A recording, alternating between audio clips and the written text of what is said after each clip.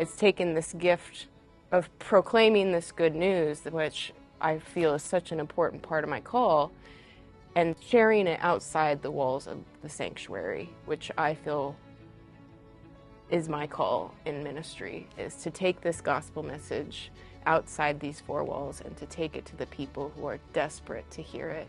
I was actually in Jordan, and I was interviewing for part of my fellowship project the current bishop of the Evangelical Lutheran Church of the Holy Land, Bishop Munib Younan.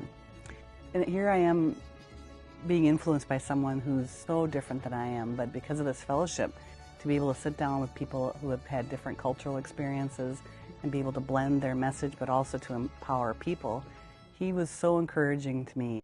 It's challenged me more than I was expecting. A lot of the preaching that I've seen in these contexts outside of the parish has not been the preaching that I was trained in, has not been the preaching that I tend to really enjoy. It's been very different preaching that is necessitated by the communities that they're preaching to.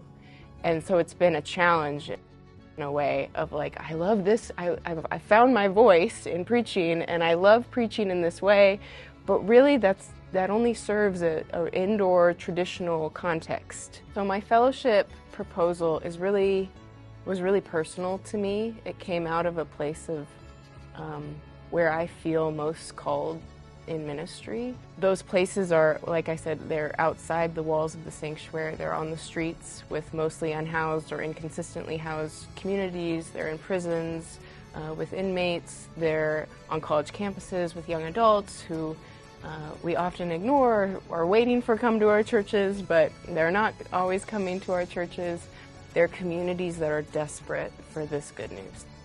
We were really wanting this fellowship to be open.